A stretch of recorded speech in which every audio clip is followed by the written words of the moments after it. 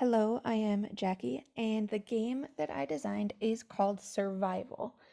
So, the game basics, it's for 2 to 6 players. Each player is going to start the game with 20 coins or chips, a prediction whiteboard where you can write and erase for each turn, dry erase markers, and a wager and log whiteboard. The first player is going to draw a survival card. They'll read the card out loud to everyone. So this is what the survival cards look like. And an example of one situation would be hunger. You're starving. You scan the city street. You see a homeless man eating half a sub sandwich to your right and a wealthy businessman with a few dollars hanging out of his back pocket to your left. Now you have two choices. Do you A, ask the homeless man if he will share his sub with you, or B, steal the money from the businessman and buy some food? This snakebite card is another example of a situation. Feel free to pause if you want to read it. Otherwise, I'm just going to continue with the explanation. Player 1 is not going to say their choice out loud, their decision. All of the other players first need to write their prediction of what option they think player 1 is going to choose, as well as how many coins they want to wager. If they guess correctly, then they win that many coins, and if they guess incorrectly, they lose that many coins. So this is what the prediction whiteboard looks like. Everyone puts their name, and then they circle either option A or option B. No one else but you as a player can see your prediction. And on the wager card, you would write how many coins you want to wager in the circle. And in the log, I just put what round it is and how many coins you have to start, which is 20. Then there's a slight twist. Before player 1 reveals their answer, they choose one player to ask a clarifying question to. This question can be anything related to the situation. And the chosen player responds however they want to. This question and answer may influence player 1's decision. So, with the hunger situation as an example, player 1 might choose to ask player 2, would the businessman ever find out that it was me who stole his money? Now, player 2 might be thinking, I already predicted that he would choose option A to ask the homeless man to share his sub. So I need to answer strategically. So he might say, yes, he would notice you stealing it from him. This is obviously going to discourage player 1, hopefully, from choosing option B because there's a little bit of a moral aspect. Someone is watching them and they can't change their prediction. But what they can do is either double their wager or cut their wager in half based on this interaction, the question and response. All of the players have the option to double or half their wager. So maybe if they chose option A as well, they might want to double it or keep it the same. If they chose option B, they might want to reduce it now. So this is just an example of that. If I were player 2, I would probably double my wager because I'm pretty sure that my friend is socially conscious or anxious and doesn't want someone to get mad at them for stealing, maybe. And then player 1 reveals their answer and coins are awarded. Players log each transaction on their board. So this is just showing that they would write they gained 10 and now they have a balance of 30. So how does this relate to what we learned about cognition?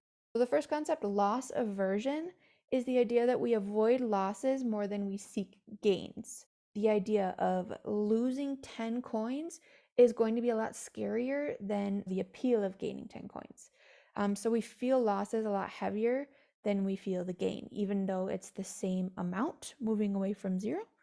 10 in either direction, we're still going to be less likely to take a risk that has a bigger loss than a smaller loss or gain. Another concept is delay discounting. This we could see with the snakebite example. This is the idea that subjective value or the value that we place on something decreases as the delay gets longer. So this would mean that $5 right now is going to be a lot more appealing than $5 or $10 in an extended period of time. So the further away that gets from us, the less appealing it is. And heuristics, different fallacies. We have the gambler's fallacy, which is the idea that previous events are going to influence future events. So this might be previous losses or previous gains. But what's happening, even if it's a random circumstance, is going to influence the following event. So this is the example of a coin flip. If I've gotten 4 heads in a row, I might feel like it has to be tails that's coming, but that is a fallacy. It's not true. It's completely random. And another fallacy is the hot-handed fallacy, which is the idea that streaks are meaningful even when they are random. So if you're winning, you're going to keep winning. Or if you're losing, you're going to keep losing, and those streaks are hard to break. So looking at how this applies to the game, and specifically a few studies that support it. One is looking at decision making.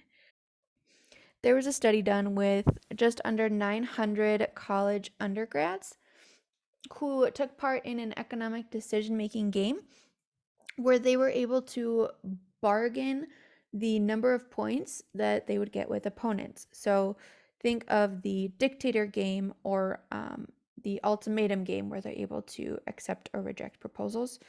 And in these games, competition was manipulated either to be fair or unfair, depending on if an opponent had an advantage or not.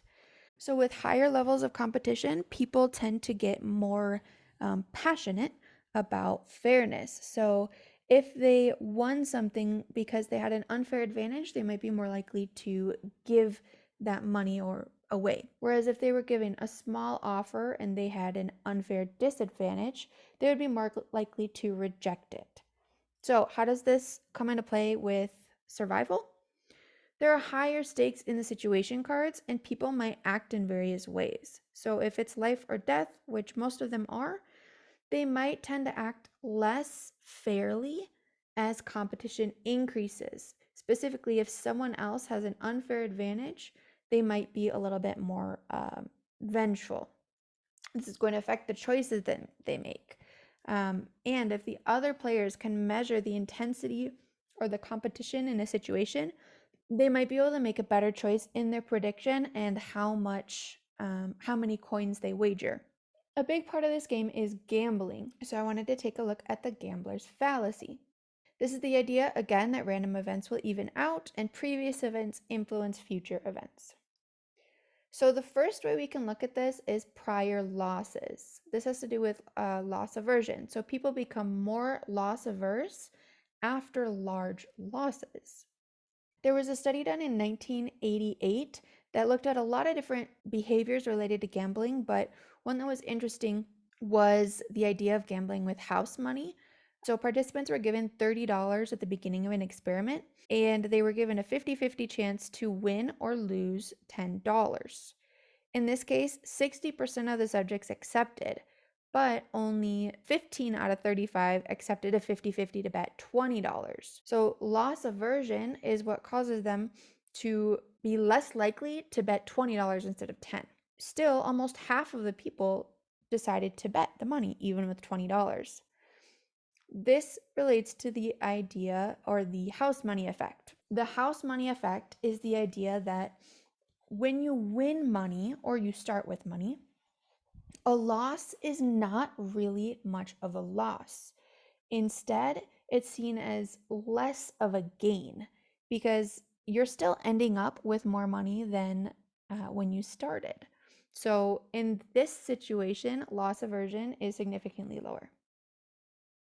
Some ways that this could be seen in the game is if someone thinks everyone's been choosing option A this round, so that's got to be what the next person will choose too. This is the idea that previous events are going to influence the following events.